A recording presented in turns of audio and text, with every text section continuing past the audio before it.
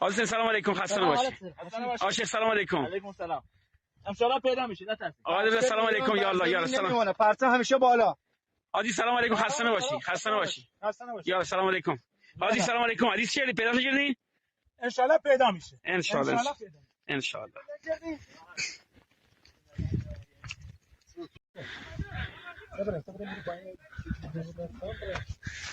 حسین سلام علیکم خسته نباشید. آشه سلام علیکم. علیکم سلام.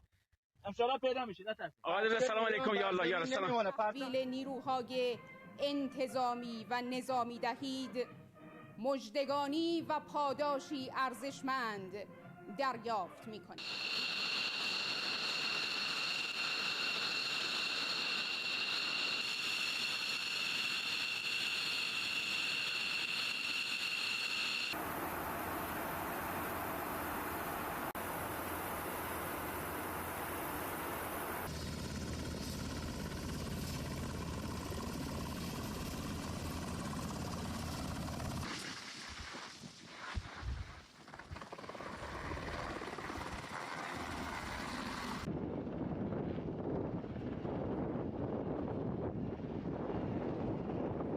جمعه 14 فروردین ماه در روز 35 جنگ تحمیلی از سوی دشمنان آمریکایی صهیونیستی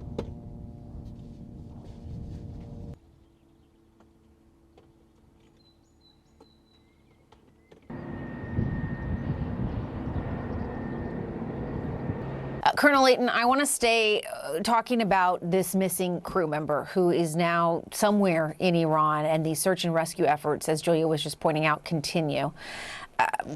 What kind of logistics are involved in a search mission like this? And we saw too that low-flying plane in that video. There's real risk involved for these search and rescue teams as well. They're pretty exposed as they're trying to do some of these things. Yes, they certainly are, Jessica. And so when you see that low-flying aircraft, a C-130, that is flying low and slow, literally, over some hostile territory, denied territory.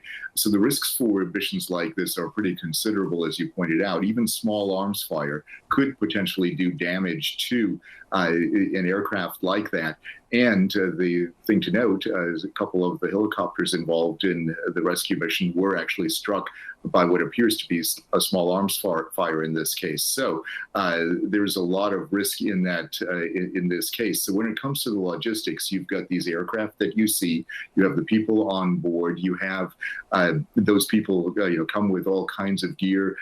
Some of them have parachutes with them. Some of them have ropes so that they can fast rope down to the ground from a helicopter, from a hovering helicopter, and potentially pick up the air crewmen, so that it becomes part of what they do. And in terms of other aspects of this operation, they have to have a refueling capability, and that is also one of the things that the C-130 often provides, is that refueling capability to especially for the helicopters that can go into areas that fixed-wing aircraft normally can't get into. That's the kind of thing that becomes really important. So you've got fuel issues, you've got time on station issues, in other words, how often and how long the various aircraft, both fixed-wing and rotary-wing, can fly in a given area.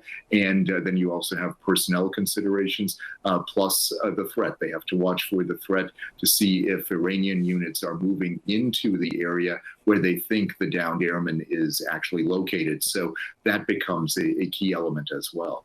And these airmen are trained, they're briefed specifically for whatever mission they're going on in case something like this is to happen, right? Yeah, absolutely. So when an aircrew prepares for a mission, they're given an extensive intelligence briefing, what the threat actually is. And that often includes what's the surface-to-air missile threat, what are the possible escape routes if you are downed in a certain area, all kinds of things like that. So there is a specific intelligence briefing, and there's also a SIRI briefing, in other words, a survival, escape, resistance, and evasion type briefing. And so those efforts become critical because they are trying to not only prepare the various air crews for these kinds of situations, but they're also trying to refresh the training that they received. Every single aircrew person in the Air Force and in the other services gets to go through SERE training, and that training is that survival, escape, and evasion training that becomes critical in a situation like this. And the president told NBC News that this is not going to affect negotiations. But in your mind, how does this shift the dynamics of this war, if it does? Yeah, so it would definitely shift the dynamics of this war if the aircrew member were captured, and especially either captured alive or deceased.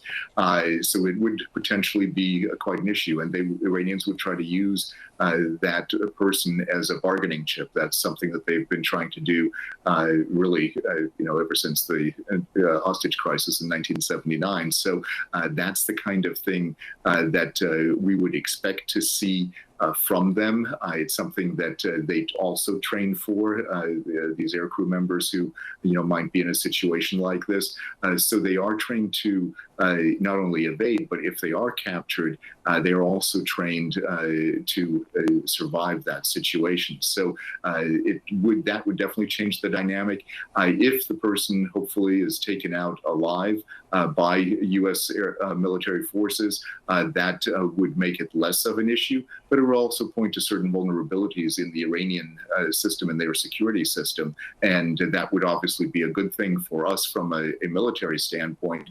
And that could point to, some other things that could potentially at least showcase some of the weaknesses on the Iranian side, and potentially be one of the elements that could result in a resolution to the conflict. But that would be a long way off. It would be only a minute portion of that. 播报新闻是我的日常，必须时刻保持妆容和皮肤的最佳状态。当来到人生中最重要的时刻，也是 KS 逆时奇迹帮助我轻松驾驭，闪闪发光。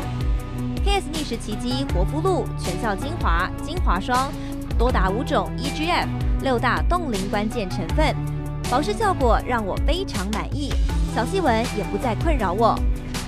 我就是我自己的最佳女主角。KS 让我从容自信，光彩动人。我是我人生中的大女主，我的最爱我做主。KS 逆时奇迹系列热卖中，下单请上快点购，透过中天新闻网 App 下单立减50%，或输入 CTI 推荐码有额外折扣。